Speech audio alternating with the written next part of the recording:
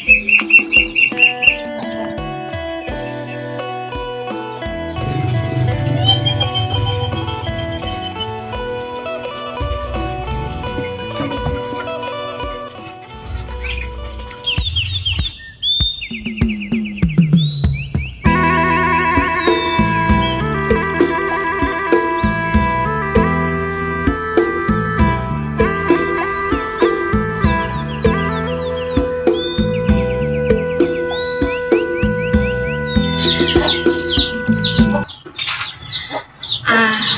าสวัสดีสบายดีเด้อพ่อพ่อแม่พี่น้องๆทุกคนบ่ว่าสิเป็นฟังไทยหรือฟังลาวต่างประเทศหรือนอกประเทศกาสวัสดีสบายดีเช่นเคยมื้อนี้ก็บ่มีหยังหลายน้องสิพาพ่อแม่ FC ทุกคนมาเบิ่งวิถีชีวิตของน้องตุนสาวลาวใต้เนาะว่าน้องสิเฮ็ดหยังแหน่ในแต่ละมื้อเพราะว่านี่ก็เป็นเวลา4 โมงแล้วน้องก็สิมานึ่งข้าวเฮ็ดเวียกเรือนให้พ่อๆแม่ๆ FC ทุกคนได้รับชมรับฟังนำกันเปิดฝาบมาก็เซ็นเก่าเซ็นเดิมพี่น้องเอ้ยมื้อนี้น้องตุนก็สิได้มาฝากเสียงเอาเนาะเนื่องจากว่าเวลาที่น้องตุนจับโทรศัพท์มาอัดคลิปมาเทื่อใดน่ะเสียงนกเสียงหนูเสียงไก่เสียงกาเสียงเป็ดมันจะมาฮ้องแล้วก็มีเสียงคนเสียงรถเสียงรางนำเนาะเพราะว่าเวลาที่น้องตุนเว้ามันจะติดเสียงคนปากคนเว้าหั่นแหละพี่น้องเอ้ยเพราะว่ามันเป็นเวลา4 โมงแน่เนาะมาบัดนี้เข้าสู่เวียกสู่งานบัดนี้น้องตุนก็สิมาถากฟืนเพื่อเป็นฟืนออยล์ไฟเนาะทุกคนเนาะนี่น้องตุนก็สิมาถากจนกว่าตัวเองสิพอใจแล้วก็ถากจนกว่าสิพอเพื่อเอาไปดังไฟนั่นเองนี่ก็เป็นอีกหนึ่งวิถีชีวิตของน้องตุนเนาะบ่ว่าจะเป็นเวียกอิหยังก็ตามเนาะเวลาที่เราเฮ็ดเวียกนะทุกคนมันจะมีความสุขอยู่ได้มาบัดนี้เราก็สิถากฟืนแล้วเราก็สิเกี่ยมมาดังปอกดังไฟได้บัดนี้ได้หาหยิบนั่นหยิบนี่หยิบเอายางมาตัดนี่แหละเอายางมาตัดแล้วก็จับแล้วก็ไฟมาโตยๆๆนะทุกคนคือตามเห็นนั่นแหละแต่ระวังเด้อทุกคนเด้อเวลาที่เราโตยแล้วก็ไฟจุดยางนะระวังย้านว่ายางมันสิย้อยใส่มือเราแล้วมันจะเฮ็ดให้มือเราโฟงมันจะมีอาการเจ็บทุกคนเอ้ยคือเห็นแหละทุกคนเอ้ยจุดยางติดแล้วเราก็จะมาใส่เตาไฟเลยเนาะแล้วก็จะเอาฟืนที่น้องตุนถากเมื่อกี้นี้เอามาใส่เอามาอ้อยเพื่อให้ไฟนั้นลุกเพราะว่าฟืนก็มันจะซุ่มๆแน่เนาะเพราะว่ามันถึกน้ำฝนนะทุกคนมันจะยากไหมมันจะนานติดหยังนี่แหละทุกคนเอ้ยแต่ก็มันบ่ได้เป็นอุปสรรคกับน้องตุนเลยได้เพราะว่าน้องตุนจะเป่าให้มันลุกอันนั้นทุกคนและน้องก็จะเอาฟืนมาสุมใส่อีกเนาะทุกคนเนาะเพราะว่าฟืนที่น้องตุนใส่ไปวังกี้มี2ดนแล้วเราก็จะใส่ตื่มอีกทุกคน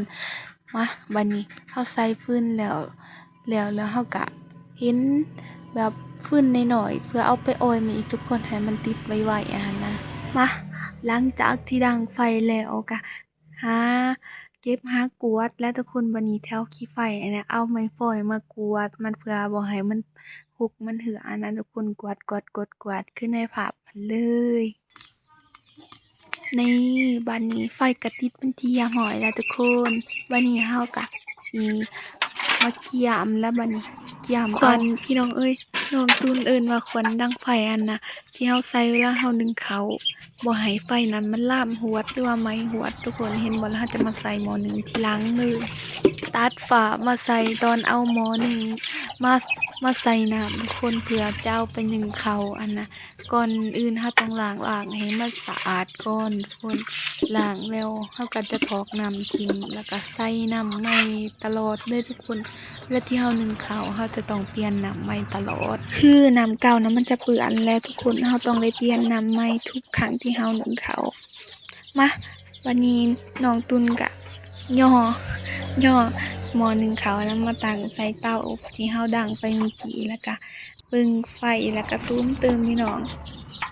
มาบัดนี้สุมไผแล้วก็น้องก็สิได้จับไม้ฟอยเพื่อมากวาดเรือนท่าได้บัดนี้ทุกคน กวาดเห็นหม้องใดรกเราก็กวาดหม้องนั้นเนาะเพราะว่ามันจะเฮ็ดให้เรือนเรานะสะอาดงามตานี่เนาะน้องตุ้นก็สิมากวาดหม้องที่น้องตุ้นไว้ฟื้นนะทุกคนว่ามันจะมีขี้ฝุ่นหลายแน่ทุกคนเลยกวาดเลยทุกคนกวาดจนกว่ามันสิพอใจของเราจนกว่าเราสิเบิ่งว่าโอ้เรือนของเราสะอาดแล้วหั้นนะทุกคนถึงว่ามันสิเป็นเรือนร้างหลังน้อยๆเป็นเรือนกระตูบแต่มันก็เป็นเรือนที่เราอยู่พักพิงใจได้ทุกคนมีความสุขกว่าที่เราอยู่เรือนคนอื่นอีกได้ทุกคนเราอยู่เรือนคนอื่นถ้าเราบ่เฮ็ดเราก็จะถูกเว้าแต่ถ้าเราอยู่เรือนเราเองเราบ่เฮ็ดก็บ่มีไผเว้าเราเนาะ อยู่มาแป๊บหนึ่งทุกคนเห็นบ่ไก่กับเป็ด2โตวขึ้นเรือนทุกคนตัดฟ้าร์มมาอีกพี่น้องเอ้ยน้องตุนก็ได้ไปเอาเขาวที่น้องตุนได้มาไว้นั่นเนาะเพื่อเอามาเสิร์ฟใส่หวดก่อนอื่นเราก็ต้องล้างหวดก่อนทุกคนล้างหวดเพื่อให้มันเปียกแล้วเราก็จะมาหาขี้หนูอยู่ในเขาวถ้ามีขี้หนูเราก็จะเก็บออก คือน้องจะเฮ็ดแบบนี้เป็นประจำเลยทุกคน เพราะว่ามันจะเฮ็ดให้ขาวเราสะอาดนั่นแหละทุกคน มาบัดนี้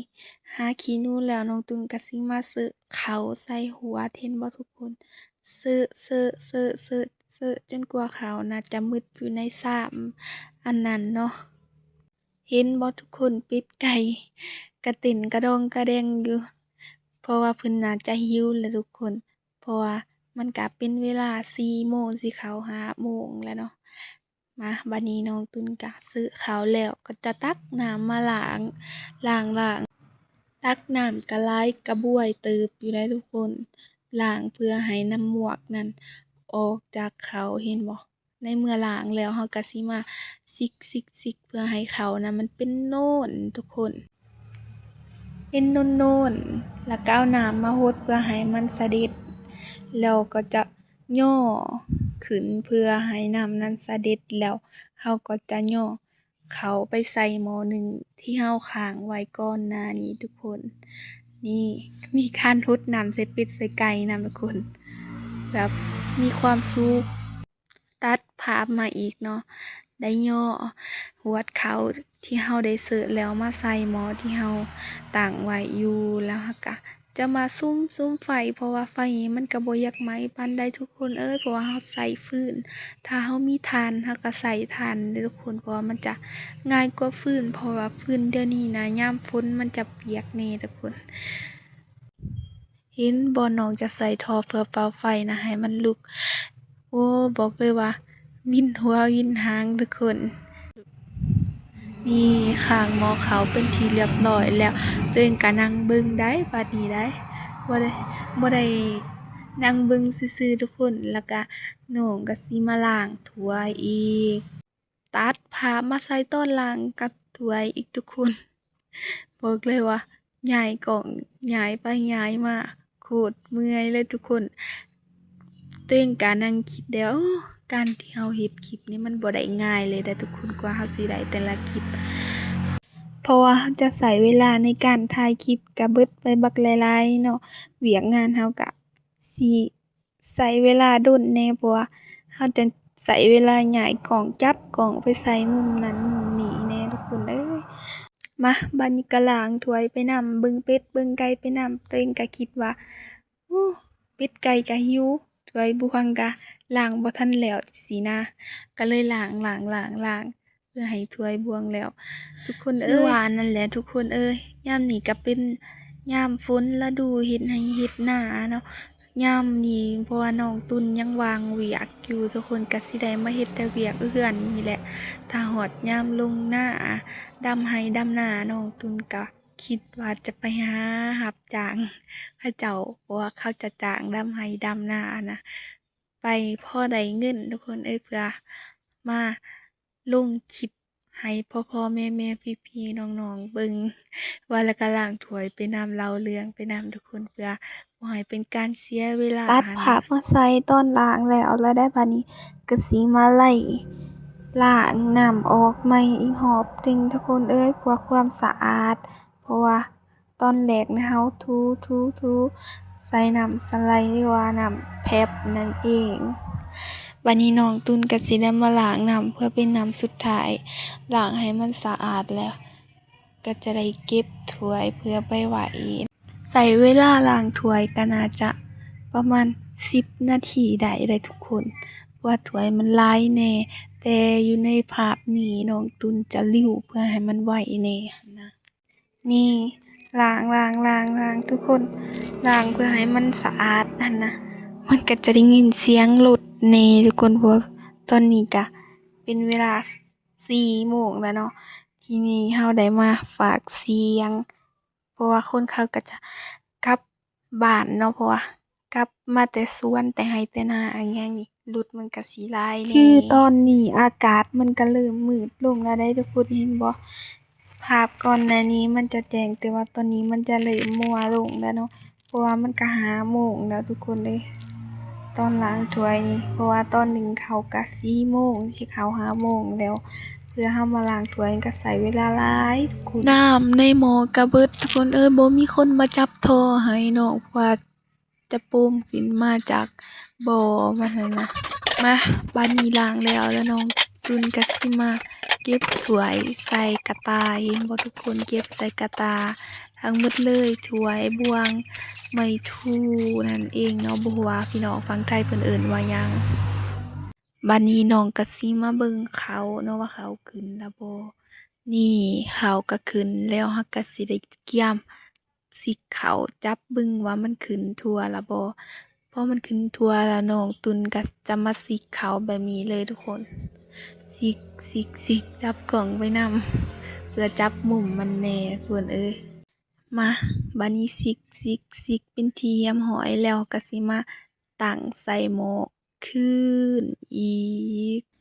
แล้วก็มาเบิ่งเขาเราเนาะบัดนี้เขาที่เราสิกไปแล้วนี่มันจะขึ้นแบบนี้ทุกคนพอมันขึ้นแล้วใช้เวลาก็โดนเติบทุกคนประมาณ5นาที10นาทีเราก็จะมาสวยมันเนาะนี่น้องตุนก็ได้มาจกข้าวเย็นออกใส่ถ้วยเนาะเพื่อจะใส่ข้าวร้อนลงไปน้องก็จะเอาน้ำมาซับใส่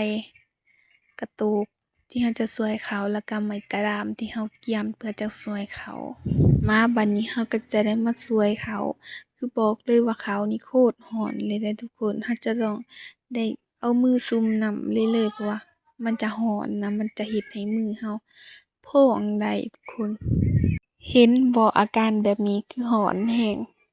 จับวางๆทุกคนแล้วก็เอามาใส่กระติบข้าวที่เราได้เกี่ยมไปวางแล้วเราก็จะมาปรุงหม้อหนึ่งแล้วก็เคี่ยงที่เราใส่ไปมาเบิ่งโมงเวลาบัดนี้มันก็เริ่มมืดแล้วได้บัดนี้เราก็เกี่ยมเอาห้ำทุกคนเอาห้ำแล้วก็ต้นกล้วยหั้นนะกับข้าวที่แม่เราเกี่ยมไว้ฝักไว้ให้แล้วเราก็จะเอามาเพื่อเกลือเป็ดเกลือไก่เห็นบ่มันจะแล่นมาดุงมาสวบกินทนเพราะว่ามันจะหิวแล้วนี่ก็เป็นเวลา6โมง5โมงสิเข้า6โมงทุกคนเพราะมันมืดแล้วตัวเองก็ทำท่าย่างเลาะเท่านั้นแหละนี่เป็ดเห็นบ่ทุกคนถ้าจะมาฟังเสียงเป็ดนำกันเด้อ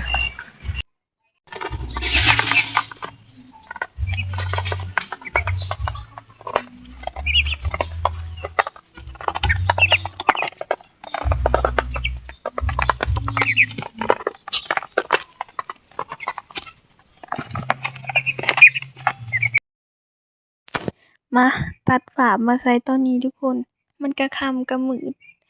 แน่แล้วแต่เป็ดนั่นก็ยังบ่ทันได้อิ่มเลยทุกคนเพราะว่ามันกินหลายอันทำที่แม่เพิ่นก้อยไว้ให้อยู่ในคุนั้นเราก็จะได้เกลือเพิ่นจนเบิดเลยทุกคนเพราะว่าเราเกลือเบิดในคุนี้มันก็พอดีจะอิ่มน้องตุนก็เลยได้ตักให้เพิ่นตื่มอีกทุกคนท่าเบิ่งเด้อว่ามัน สิกินหลายส่ำใดเกลือเป็ดไปนำหัวไปนำทุกคนเอ้ยเพราะว่ามีแม่เฒ่าเพิ่นมายืนเว้านำหั้นนะเพิ่นถามว่าเป็ดผู้ใดนี่เป็ดเจ้าเลี้ยงเองบ่เพิ่นว่า